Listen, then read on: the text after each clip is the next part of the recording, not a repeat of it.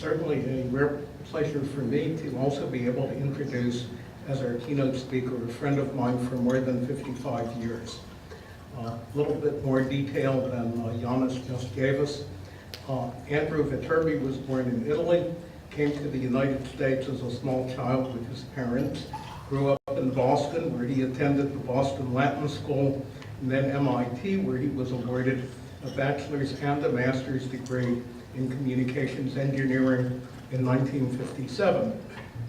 Then in June '57, he came to work at the Jet Propulsion Laboratory, JPL, in time to participate in the successful launch of Explorer 1, the United States' first Earth satellite.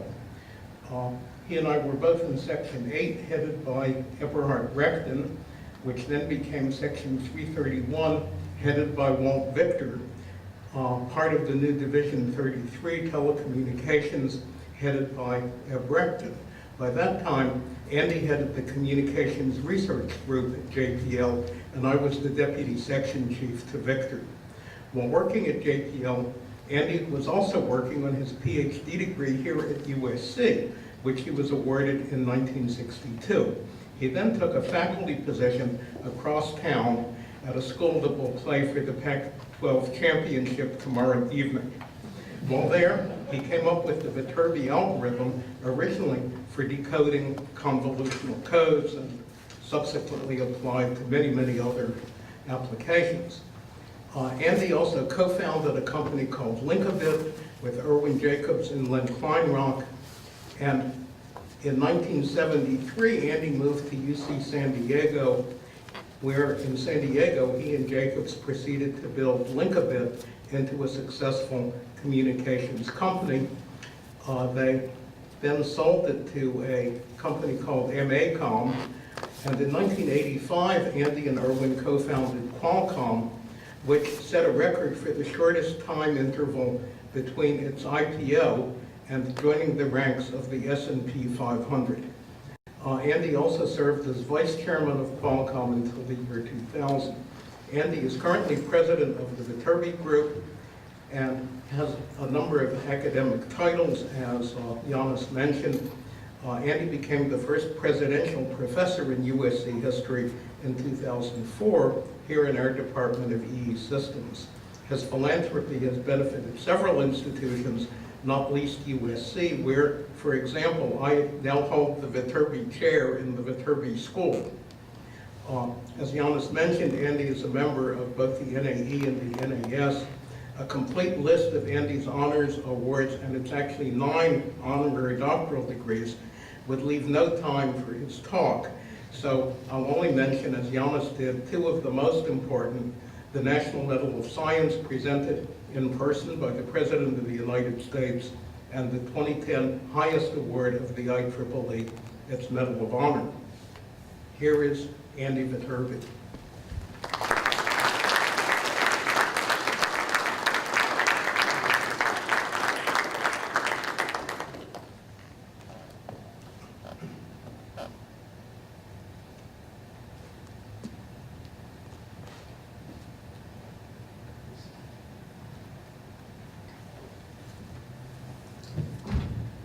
If we had a couple of more introductions, I wouldn't have to give the talk.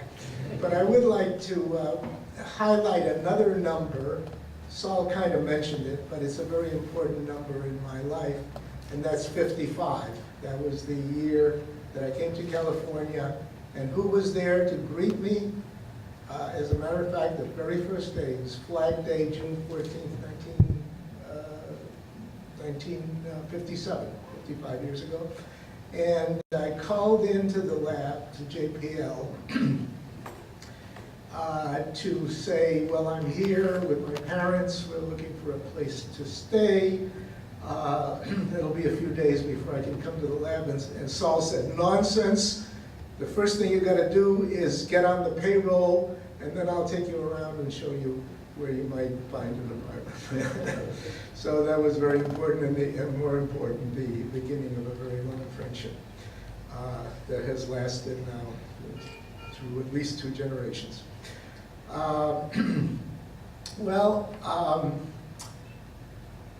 Another thing I should point out in the numerology, I can't compete with the distance to Mars, but I think I have a longer number than has been stated for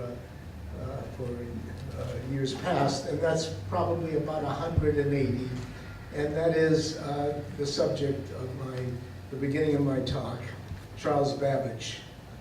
And as soon as I find the right, here we go. So again, the talk is a historical talk, so it's mostly in black and white. I can identify 3 major teams that made the world digital. Of course, there are lots of minor contributors, many of us included. And I like to quote from Paul Baran, the late Paul Baran, who some would consider not the father of the internet, but the grandfather of the internet, in that he proposed packet switching in a Rand paper in the 50s. But he was a very modest man, and he said, oh, I haven't done anything great, I just brought another brick to build the edifice. But let's go on and look at the 3 teams that I'd like to identify. The first, and this is the one that goes back to 1837, Charles Babbage. He was a physicist and mathematician. He was a Lucasian professor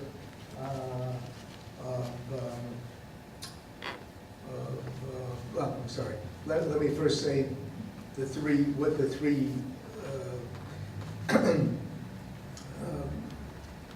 teams or 3 groups were.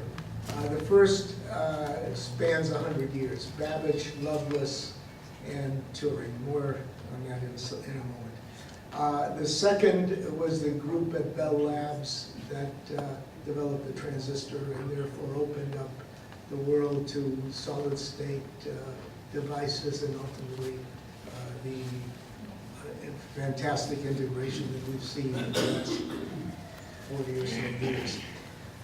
And third is a single team member, Shannon. He had no peer. And of course, that leads me to quote Isaac Newton. If I've seen further, it's only by standing on the shoulders of giants. These were the giants. So, Charles Babbage, to begin with, was a tinkerer besides a mathematician, and he conceived of the first digital computer. The trouble is there was no electricity, there was no electronics, there weren't even switches, and so he had to do it with mechanical pulleys and balls and what have you. And it was conceptually valid. It was unbuildable in 1837 or within the next few years. It finally got built in England about a decade or 2 ago. Finally, the mechanical technology had gotten up to the level of precision that it could actually implement his analytical engine. A more interesting, well, equally interesting member of the team who Babbage kind of put down, because she was a woman, naturally. Yeah. We've come a long way in 180 years. Lady Lovelace, Countess of Lovelace, Lady Ada, was supposedly a daughter of Lord Byron.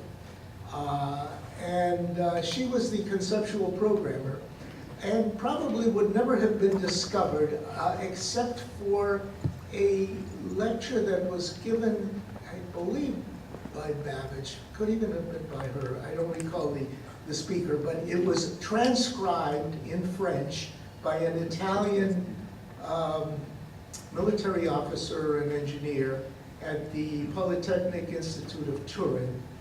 And why in French? Well, French was at the time the language of science, I guess even more than German.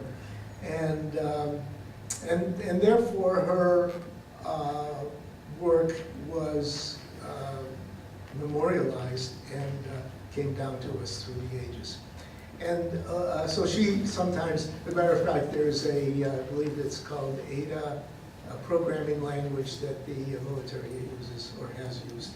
And she is sometimes thought of as, just as Babbage was the father of digital computing, Lady Ada was the mother of programming, at least. And then skip a century or so, and you come down to Alan Turing, who developed the fundamental theory, the universal Turing machine in 1936. And so that's team number one. Team number two, which was equally necessary for our evolution, was naturally the transistor group, Bardeen, Brattain, and Shockley. Shockley kind of got most of the credit. He was the group leader. Not clear whether he was that he may have taken more credit than he was due. And he then left Bell Labs and formed Shockley Semiconductor, or Shockley Company, where he was such a terrible manager, everybody left, and formed Fairchild, and then Fairchild spun off Intel, which is here to this day and a major contributor to this historical development, which Gordon Moore, one of the founders of Intel, memorialized in 1965, or predicted, I should say, in 1965, that we would double all of the major parameters, speed, density, etc., in less than 2 years. And so you can see the orders, we all know the orders of magnitude. And last, but by no means least, especially in this environment, is Claude Shannon. And not to make this too technical, it's easy in practically one sentence to say what he did. He set the limits for both for compression, for how few bits it would take to represent perfectly or reasonably accurately any kind of data transmission, and also he set the limit on the transmission speed as a function of interference level, and he pointed us to the means of approaching. It took us roughly 50 years to get there, but we got there essentially the way the pioneer, the father of information theory, had sort of predicted. So based on these three evolutions, I'd like to now get a little more detailed in the history of all things digital, as I said. I hope that's reasonably visible. It gets a little crowded. So I divide the technology evolution into several parts: the conceptual, and then the mainframes, the mini computers, and on until we finally get to the smartphone, and the tablet, and the laptop.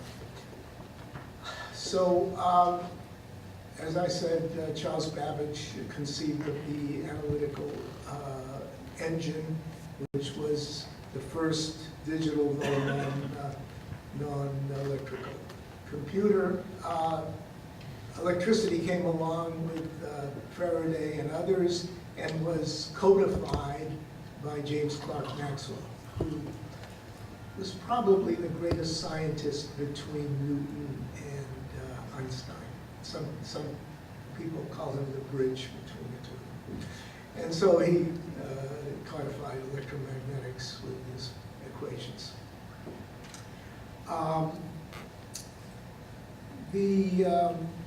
Now, not quite a century, but maybe 60, 70 years between the end of the Civil War and the the beginning of World War II.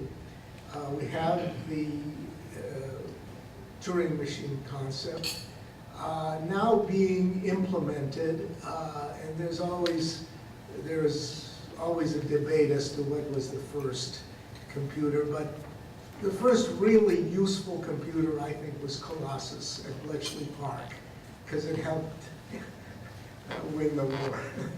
It was used for code breaking by the British secret service. 344 in that time period. And then after the war, there were a number of machines built, ENIAC and Whirlwind and so forth, many in the United States. All of those, of course, had to be built with vacuum tubes. So you talk about integration. I actually worked on a vacuum tube machine in 1956 at Raytheon, one of our sponsors here. It was actually a division that was a joint Raytheon Honeywell division, and they built a lookalike or a competitor, supposedly, to the very early IBM machines. It probably never, it saw the light of day, but I don't think it had more than 3 buyers because it was already obsolete when it was completed. Well, it was obsolete because the transistor had come along, and of course, as we all know, it was originally used in radios by the predecessor of Sony, and then as integration came along, Moore's law was predicted in 1965, and then opened the door to the microprocessor, RISC software language, reduced instruction set. Computing came along as a major software enhancement, and leading finally the personal computer in the mid-70s. From there, from the desktop PC, we went to laptops and tablets to smartphones, smarter, smaller, faster, etc. The important thing to recognize about the technology evolution is that we went through various orders of magnitude of size, weight, power, speed, but most important of all, of cost. Because by doing on a silicon wafer what we used to do in a room full of electronic equipment, naturally the cost has come way down. So it's transformed our world.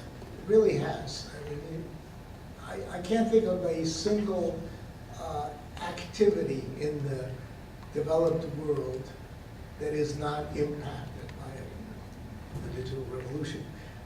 It started with scientific research, because I should have said, well, military as well. The secrecy and the scientific research were the first meager applications. We went on to banking and accounting, logistics, manufacturing, and today there's many more that these are, I think, are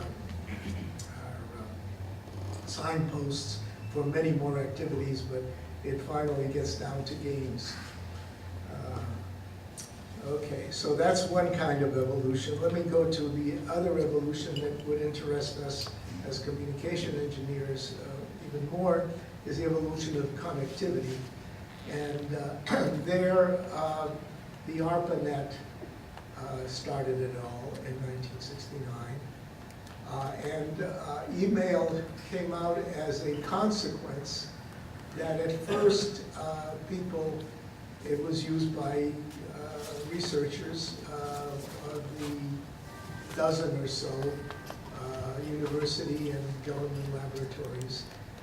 And they started communicating, and they were a little shy about it, because is this really what we're supposed to use the ARPANET for? I thought we were supposed to share major developments, major programs, and major capabilities, not just send each other Christmas cards. So nevertheless, it caught on, and the the operating system, TCP/IP, was developed across town and perhaps at Stanford and at Opera itself in the 80s. Tim Berners-Lee, Sir Tim, as he's known now, World Wide Web, developed it as a tool for researchers at the CERN, European Nuclear Research Center. And then the floodgates opened up in 1993 when it was open to all. But notice that everything before 1993 was really government-sponsored. Government research, long-term government research that nobody thought would ever lead to anything. I'm talking about ARPANET in particular.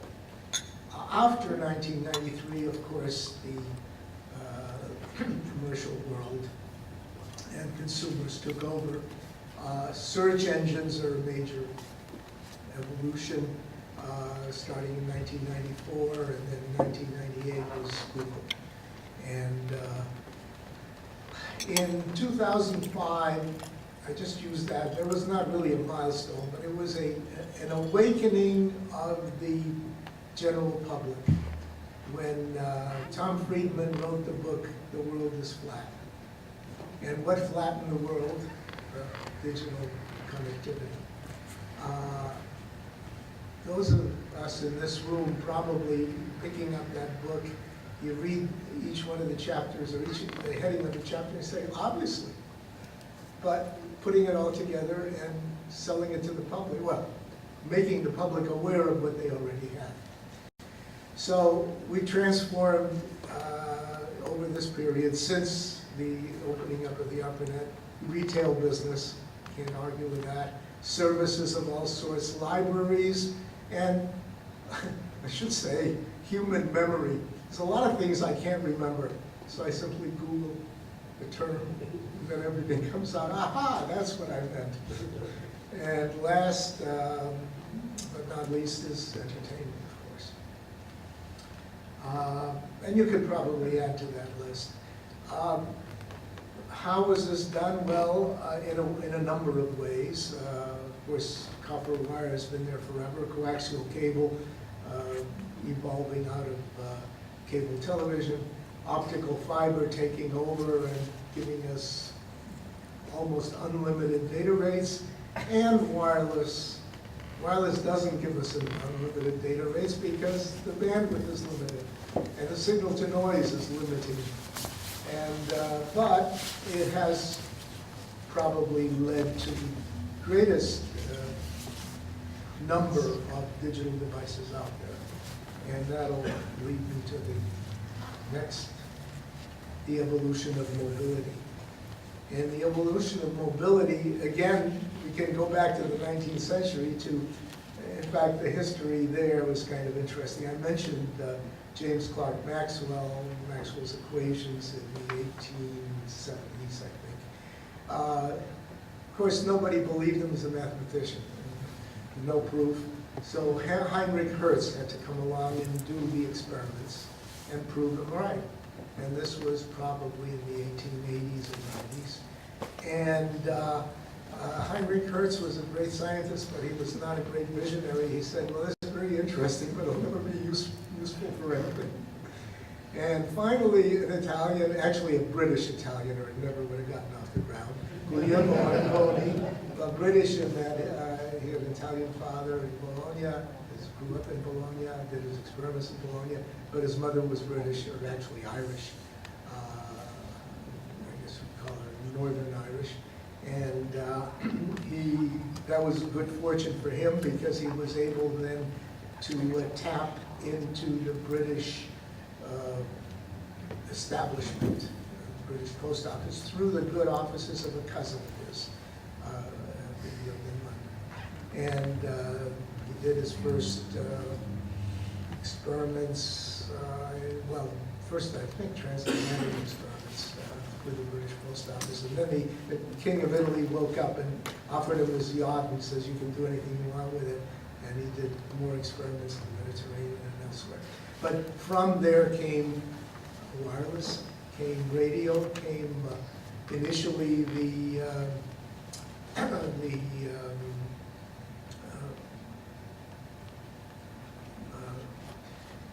the way to signal disasters at sea, the Titanic in particular, used Marconi's wireless, Marconigrams they used to call it, but apparently they did reach, but it didn't, it saved a lot of lives, but not all. And then radio, and then radar, and on into our own era. Well, what's important then is that information theory came along, Claude Shannon in 1948, and we sort of figured out how to do things efficiently. And for quite some time, it was considered good theory, but not very useful. It's space communication and satellite communication that made it useful, because there, up until that point, I mean, nobody talked about having a million or a billion users of cell phones. Everybody thought in terms of point-to-point radio and so forth and so on. And for that, if you wanted to get more range or even higher data rate, you upped the power. Well, you couldn't do that in a satellite. You couldn't do that in a space because it was very expensive to launch. Power meant weight, and that cost megabucks. So we had to be more efficient, and that's where information theory finally took hold, and that was largely at JPL, but some of the other NASA labs, and then, of course, many of the corporations, Hughes and TRW in particular, in our area, and et cetera. So digital satellites were the first commercial use in the 70s. And of course, GPS came along, without which we couldn't find our way around cities anymore. And in 1991, with the launch of GSM in Europe, we started doing digital mobile. That generally is categorized as second generation. Of course, CDMA was struggling to get in there, but it took us a little bit longer, and really it would have taken even longer than that. It had not been that the South Korean Parliament voted CDMA as the only digital technology that they would support. Not GSM, and not the Japanese version, and not the American TDMA.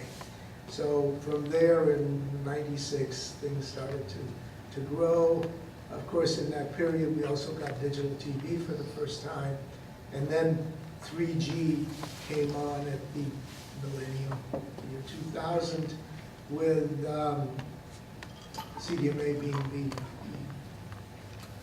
the only technology of choice. Various versions of TDMA. There was the Ericsson, there was the Qualcomm version, of course, the original one, but which really was just a evolution from the second generation. And then there was the Chinese version and the European version and the Docomo version. So everybody played a role, but it was the technology that back in the early 90s we were told would never work. And then 4G, which has evolved further, is now using OFDM, which is another brand of spread spectrum. And all goes back to spread spectrum. And in my own career, spread spectrum has been the central part of my evolution, having started with Sol at JPL in the 1950s. So today it's, as I mentioned, I think the separation between well, initially government, and then with digital satellites, of course, commercial, but there was big corporations to make it a consumer product. That started in '91, and of course now there are somewhere between 5 and 6 billion cell phones. And interestingly, the convergence and also the miniaturization has led us from a desktop to something that you can put in your pocket. And of course, what's the byword? What's the future? The present and the future is apps, apps, and more apps. So what have we revolutionized? Well, practically everything, humans and machine-to-machine communication, which will probably be dominant in the next decade.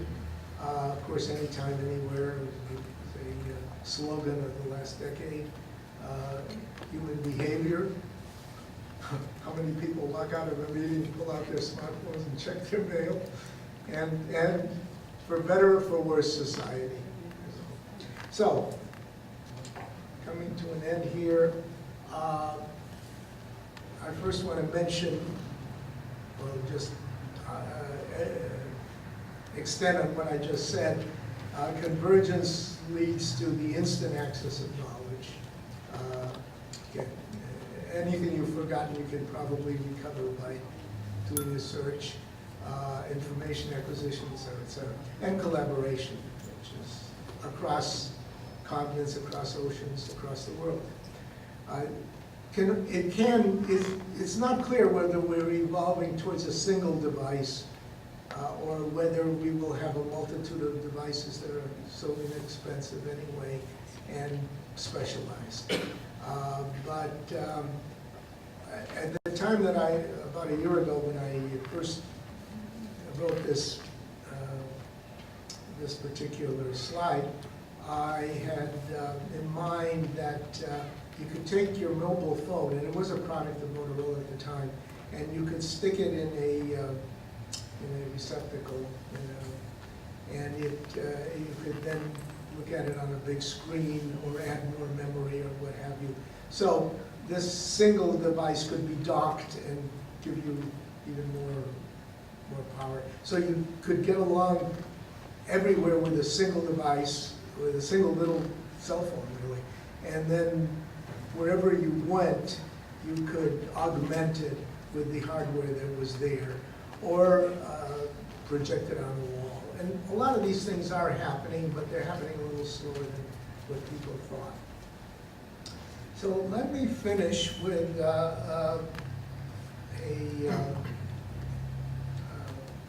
case studies of what I call the 4 titans of the digital world.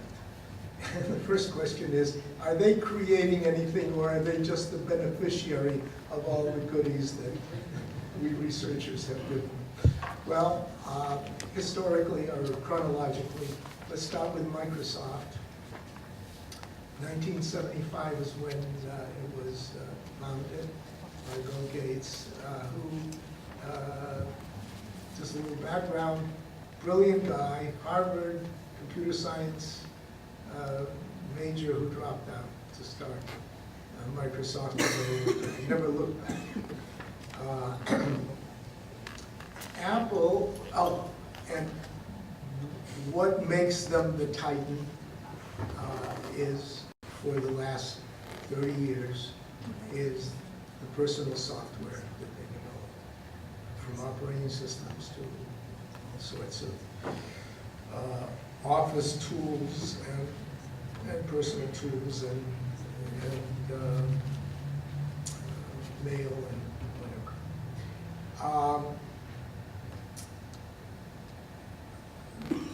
There's some doubt as to what his future is, but let's go on and look at the other cases. Apple was founded in 1977 by Steve Jobs, who was a Reed undergraduate, and of course there's been this thick book written about him, so I don't have to say much more, other than, interestingly, his greatest interest in college was calligraphy, and that which by calligraphy because he had an amazing talent for design. And then he dropped out. And he dropped out for different reasons than Bill Gates. Bill Gates dropped out because he got excited. He was too bright for Harvard. And went and did his thing. Steve Jobs had a very, unlike Bill Gates, had a very modest background, and actually his parents couldn't afford Reed, and he had to drop out. Then he stuck around for a little longer, and then he got involved with his neighbor, Steve, what was that? It's another case I should, if I didn't have a room full of people that are knowledgeable, I would have gone to Google. And Wozniak was an electrical engineer, actually got a degree, although he had to go back. And what did they have? Well, design, and apps. They got more apps than anybody else. They have branding, they have and they have a very interesting history because they began as a sort of the opposite strategy of Microsoft. I shouldn't say Microsoft, I should say IBM. IBM chose to open things up to everyone, and from a manufacturing point of view, it became a consumer product, but Microsoft managed to hold on to the software, keep that relatively proprietary. Apple, on the other hand, kept everything proprietary, and so it was at a very small market share in the 90s and even the early 2000s, market share on PCs, but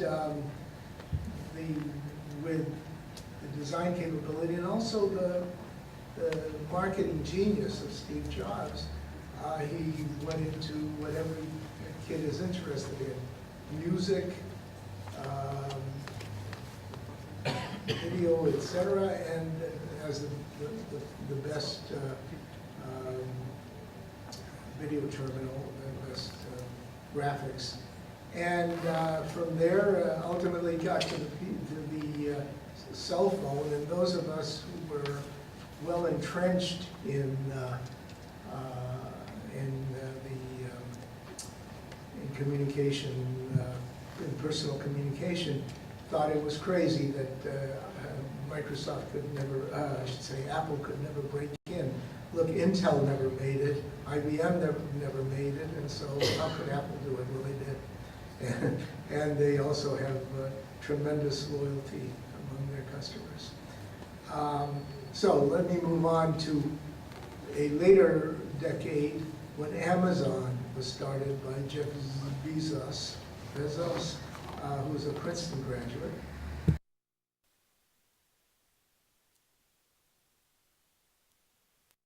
Even a student of Mike personally, conceivably. Yeah. But he invented retailing. He invented online retailing, which is now widespread, but he got there first and has certainly the largest catalog. And this is going to remain. This is a solid business.